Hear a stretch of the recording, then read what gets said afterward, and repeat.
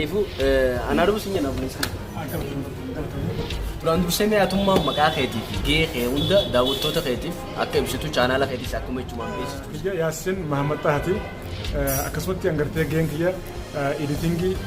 Artiin afaan Oromoo laafaadha. Toora intarneetaa irratti artii afaan Oromoo kana laafina wanni fide maal waan kana gartee barattee gama barsiisuu isa kaasimee maali bakka kana hawaasa keenyaaf ibsa godhe.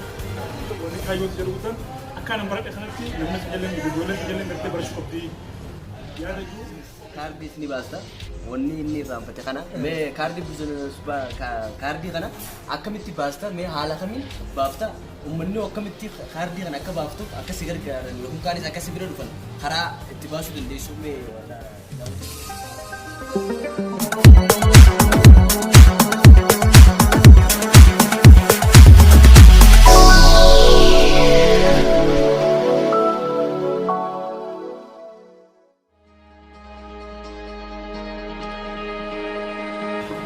Ashama arkafune daawwattootaa fi kabajamtoota MBO fi akkasumattis Yaana Oro China.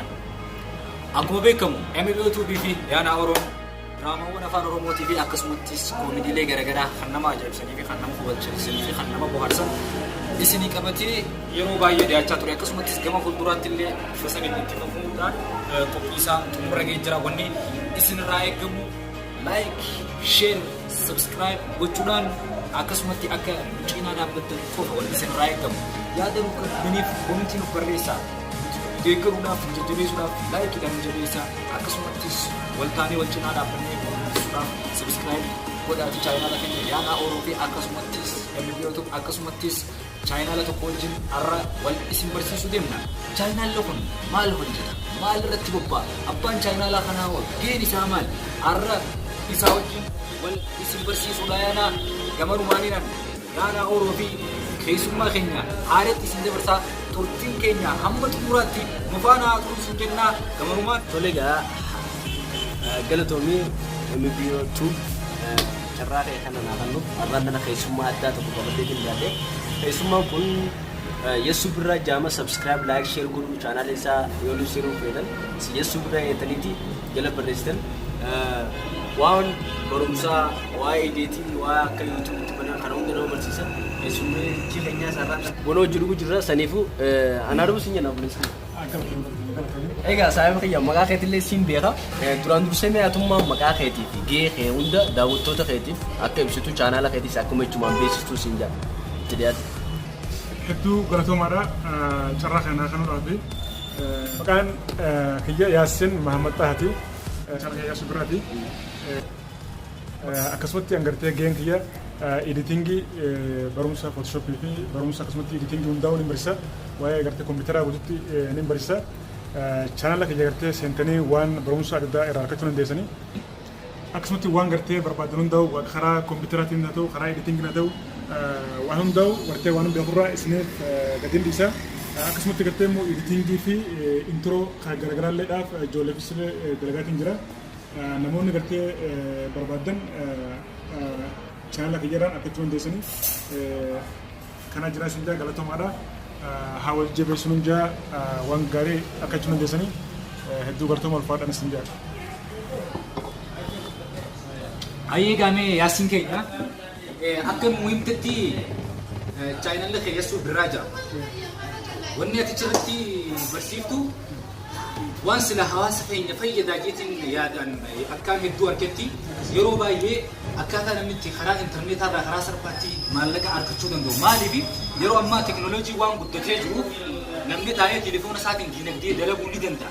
Kan jiru fi akkasumatti karaa namni salphaatti intarneetaa irraa ittiin diinagdee illee seenuu danda'uu fi akkaataa namni itti onlaayina fayyadamuu danda'u fi akkasumatti akkaataa namni itti bifa teknooloojiitiin waa fayyadamuu akka barsiistu irratti yaadna. Mee Yesu keenya hojii kana yeroo eegaltooti ammaasis dura akka waan kana barattee dura ni barattee na fakkaata erga barattee booda gama barsiisuu itti tarkaanfattee jechuudha. Kaayyoon kee inni guddaa waan kana gartee barattee gama barsiisuu isa kaasimee maali bakka kana hawaasa keenyaaf ibsa godha. Ani jalqaba irratti yeroo hedduu barumsa gartee editingii fi barumsa kana uummanni keenya ijoolleen keenya Oromoodhaa waan kana hedduun hordoftu hin beektus. yeroo hunda namni kan arku namni waan kana baratu nama gartee biraa jechuudha. Kanaafin ani darrameetiin baradha jechuudha. Barumsa kana gartee darrameetiin lafee baradhee san booda wanni kaayyoon jedhu guddaan akka nan baradhe kanatti namni tajaajila ijoolleen tajaajila gartee barachuu qabdi yaada jiru qopheessa jechuudha. San booda anis gartee waan hin beekutana nama keenya barsiisuu qabaa geetu gartee lafa haadha ati booda barsiisuu dabala jechuudha kana itti barate gadhu sagalee akkuma argamutti namni keenya guddaa waa ammallee barumsa kana hordofaa hin jiru.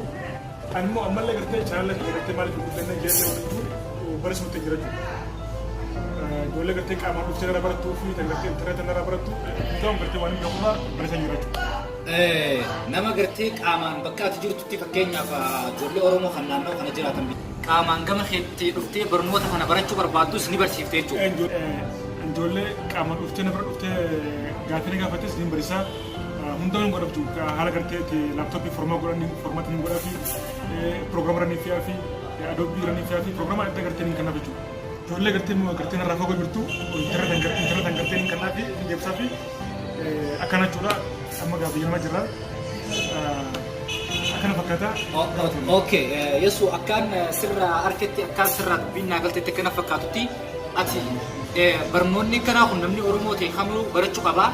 Bifa intarneetaanis ta'e bifa onlaayinaatiinis ta'e bifa dhadhufuutinis ta'e sababni waan kana baradhee barsiisee galee fillee waan gartee barbaachisaa ta'eef waan ilmaan Oromootiif barbaachisaa ta'e jee waan yaaduuf kana anis illee bifa saniin gama YouTube irratti barsiisaa hawaasni illee barachuu qaba yaadachuu qabda jechuudha. Kanaaf hedduu galatoomii hangama kiyyaamee gaafiin si gaafadhu gama kiyyaan xumureetiin jiran fakkaata mee yaana Oroo waan siin jiru yaana Oroo wajjin achis dabarsaa mee isaa wajjin turtii siin jaa. Hayyee gaatilleen galatoomii akkasiilleen jabaadhu waan itti jirtu itti fufii. Galatoon.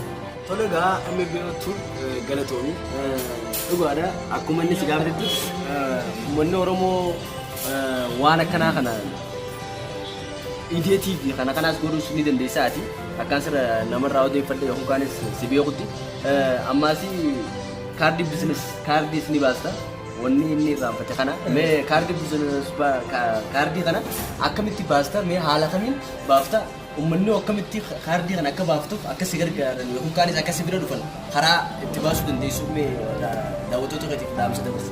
Bizinees kaardii fi galatoomii bizinees kaardii fi akkasumatti gartee buukaa kana ani dalagaa jechuudha.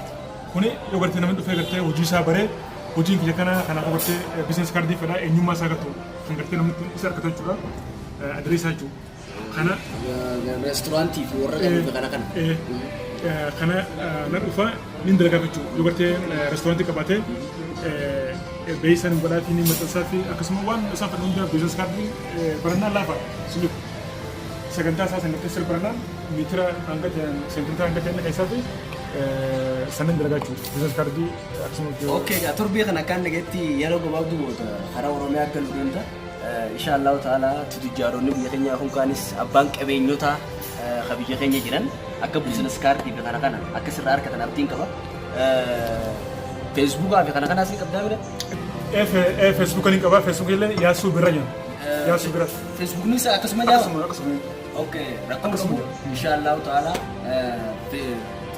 Facebook keetirratti si argachuu danda'anii daawwattoonni keenya.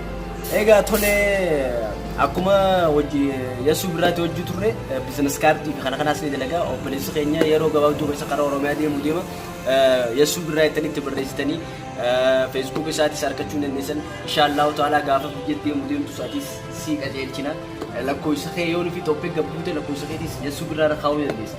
Taajiroota yookaan abbootiin qabeenya keenya biyya keessa jiran akka bizinees kaardii kana hundi sirraa hojjetan abdii sirraa qaban jaa turtiin hojii gootee galatu. Hedduu galatama isaan galatumadha. Hedduu galatama. Egaa Yesu atilleen har'aan kana asitti mo'acha argamtee mo'achiin gaafii nuti gaafanneef deebiin kan nu kennite hedduu galatoomii gamonumaan gama Oromiyaa akka imaluu deemtu illee nu jirta. Imala gaarii si hawwaa wanni adde akka bakka si ga'uun hawwaa ani gamonumaan imala gaarii si jaa tursiin wajji gootee hedduu galatoomii si jaa. Hayyiga kabajamtootaa fi daawwattoota chaayinaalota keenya. Akkuma isin jennetti chaayinaala Yesu birraa kan jennu YouTube irratti dhaqaatii chaayinaala keessummicha keenya har'aan tanaati subscribe godhaadha.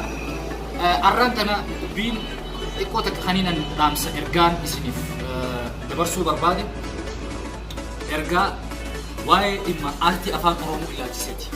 Aartiin afaan Oromoo laafaan toora intarneetaa irratti laafaan. Aartii afaan Oromoo kana laafina wanni fide maali?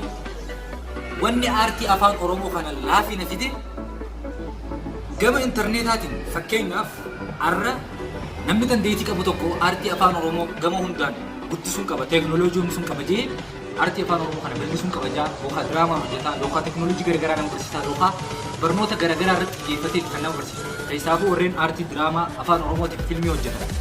Kanneen kun maali kaayyoon isaanii aartii afaan Oromoo guddisuudha. Biyyi takka guddachuudhaaf dura aartiin afaan isaanii guddachuu qaba. Kanaaf aartiin afaan keenyaa guddachuu qaba. Laafina gartee aartii keenyaa maaltu fideettanii na gaafattan namoota gartee aartii afaan Oromoo kana guddisuudhaaf gama weebsaayitaatiin haa ta'u gama yuutubaatiin haa ta'u chaayinaala mooqaa banatanii hojjetan kana isaan jajjabeessuu danda'u. Isaan jajjabeessuu gisee jennu fakkeenyaaf nama tokko jajjabeessuudhaaf isaa wajjin wal qunnamanii yookaan diinagdee fi shaabaasanii isa gargaaruu miti. Nama tokko jajjabeessu jechuun karaa salphatti intarneet irratti akka namni hojii san itti fufee bakka guddaa nam gahu yoo barbaadde waan nama afaan Oromootiin yuutuubii irrattis haa ta'u mooqaa garagaraa irrattis haa ta'u argitan guutuutu gama yuutuubaan akkasumattis laayik namaa godhuudhaan sheer namaa godhuudhaan bifa kanaan nama kana jajjabeessutti jiraachuun ni danda'ama jechuudha. Haruma salphatti nama jajjabeessuu keeshee fi qofaa baasanii nama jajjabeessuu osoo ta'een amma addunyaan teekinooloojii waan guddattee jirtu onlaayin irratti illee nama jajjabeessuun ni danda'amti jechuudhaan isinii fedhe. Kanaaf yoo fakkeenyaaf warreen gartee Amaariffaa fi afaan biraatiin chaayinaala qaba yoo ilaalle sabskiraayib isaan jala jiru 100 olii 150 200 hanga 600 700 akkana jechuudha. Akka Oromootti chaayinaalonni gurguddaan nuti qabnu Dirreewudii fi Raayyaa Istiidiyoodha. Sabskiraayib isaan jala jiran 60,000 akkana jechuudha. Kuni Oromoon immoo nama miliyoona 50 jechuudha. Kanaaf jecha aartiin afaan Oromoo guddachuu qaba. Akkuma Oromoon nama miliyoona 50tti namni keessaa intarneeta fayyadamu nama miliyoona 2 miliyoona 3 yoo ta'u. Kanaaf namni miliyoonni 20 chaayinaala afaan Oromoo kamiyyuu bira dhaqee yoo gartee kan yaadaa fi hamileedhaan fi onlaayinii irratti jajjabeessu aartiin afaan Oromoo asirraa waggaa akkana bakka guddaa geeti kan yaadu. Kanaafan dhaamsiniin qabu isiniif afaan Oromoo hundi keessaafuu warreen biyyarraa baatanii biyya namaa keessa jirtan hundi keessan onlaayinii waan fayyadamtaniif arkuma afaan Oromoo kamuu namu afaan Oromootiin waa hojjetu kamuu bakka gartanitti yuutuubii irrattis ta'e bakka fedhattis ta'e waan silaa isa jajjabeessuu qabamu akka gartee subscribe ta'e like ta'e waan garagaraatiin akka cinaa dhaabbattan kana dhaamsa kiyyaa gaman waa'ee galatoomaan isin jaatottiin hojii gootaniif.